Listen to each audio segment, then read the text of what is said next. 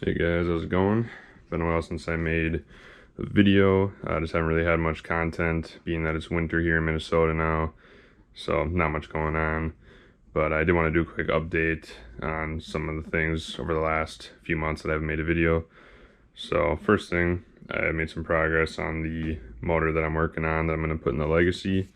So I'll show that here.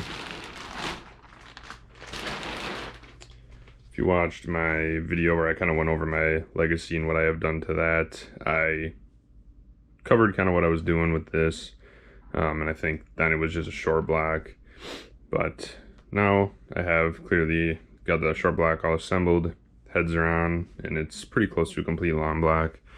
I don't have the valve covers on yet. I got to put those on, and then I just got to put the windage tray on, baffle, or the windage tray and baffle, sorry, oil pickup, and the oil pan, which I have all that here. I won't really be able to see it, but I decided to go with a Killer Bee oil pickup and windage tray, and then I just did an OEM oil pan. Didn't think I would need the Killer Bee oil pan for what I'll be doing, but yeah, so really other than that, I just gotta put all the timing components on and get it timed, and then it's pretty much ready to go in. So that's where that's at. If you didn't watch the last video, what I have done to this motor is it's just OEM case halves, semi-closed deck. I bought them used from a local guy. It's got a OEM nitrate treated crankshaft from like a new STI, King's coated main and rod bearings, Manly H-beam rods, and JE pistons. It's 99.75 bore, and the piston compression is 8.5 to 1. I don't know exactly what my total compression is going to come out with. The heads, these are D25 heads, so they are slightly higher compression than the B25 heads, but these are just a single AVCS on the intakes that came in a lot of the older dual overhead cam Subarus.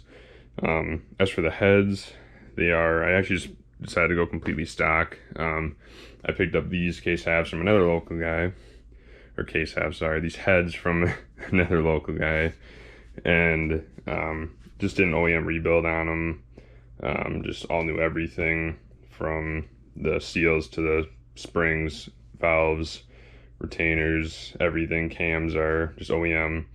The reason I decided to do that was because some research I did, and actually like a few local guys that are running, you know, a fair amount of horsepower and are still on just stock heads.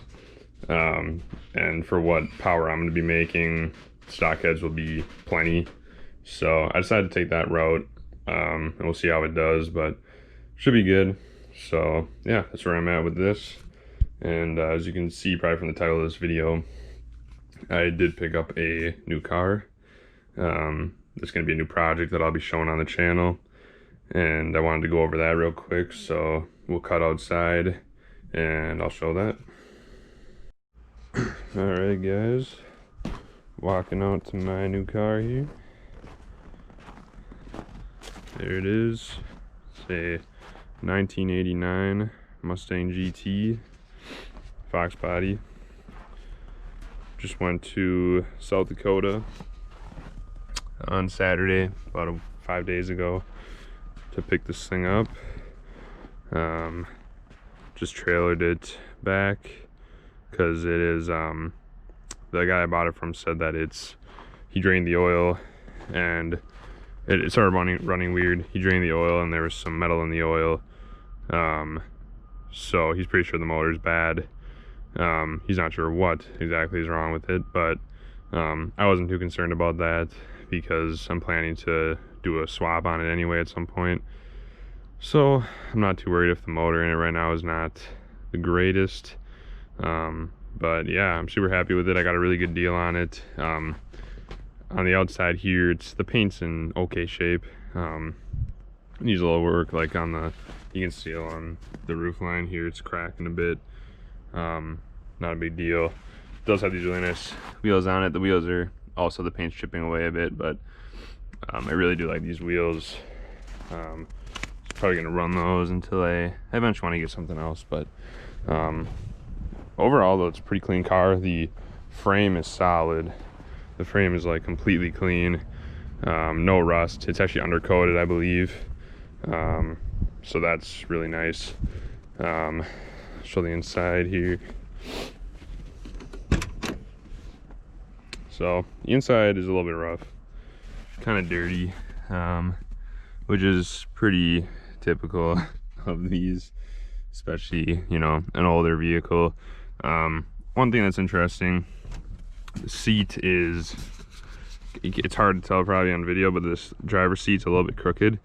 So I was checking that out, and I guess it's a common issue, but the studs that the front mount for the seats, there's two studs on each side, or one stud on each side that the seat mounts on. I don't know if you're really gonna be able to see it. Okay, yeah, there. So that is the front mount for the seat on the closer to the door. Instead of it going through a stud, it is just straight up welded on there. So clearly that broke at some point, and the owner just welded the seat in, and I think that's why it's sitting a little bit crooked. So this spring I'm going to deal with that, try to get the seat positioned in there. I eventually want to get some aftermarket seats for this anyway, so I'm not too worried about that. But just a couple little things. Currently the shift boot is a rag, so that's that. Not too worried about that either. I can sort that out, but just leaving that in there for now, just to try to keep any mice or anything from getting in here. All right, so this is under the hood. It is still got just a 302 in it. Not the original one, from what I was told. It is out of a it was a 96 Explorer, I think he said. But it's got GT40 heads on it, GT40 intake manifold, and the exhaust manifolds for those heads as well. So needs a little love under here as well. But yeah, it's all not a big deal to me. Gonna go through everything anyway, so yeah, I might start it up here. It does run. I kind of want to do some looking at my own and try to figure out exactly what's going on with it, but it is super loud. It's essentially straight piped, kind of like the Legacy. So but honestly I think it's a little louder than the Legacy. So it doesn't like to idle, but it actually does sound really good when it runs. And that's why I'm like, I don't know, I'm a little curious of like how the motor, the state of the motor is, if it is actually as bad as this guy thinks it is. But I'm not too worried about running it. I mean, if the motor is already damaged, you know, it is what it is. But I got oil in it, and I eventually want to just drain that out and see if I find any metal in the oil. But yeah, we'll see if I can get it to run here. Gotta get it out of gear. Move the seat forward a bit. All right, grab the key.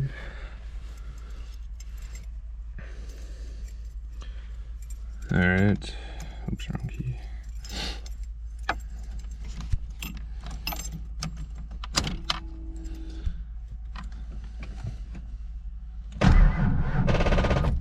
Oh, looks like our battery might finally be dead.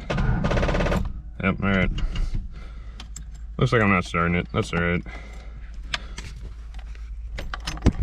But yeah, guys. So this is the new project. I'm looking forward to getting into it. I probably really won't do much on it until spring comes around. Yeah, so pretty hyped to get started on this thing. Wanted a Foxbody for a long time, so it feels good to finally have one. But yeah, hope you guys enjoyed the video. Just want to do something short. This is a little update. But yeah, hope you guys are looking forward to seeing what happens with this as much as I am. And catch you guys later.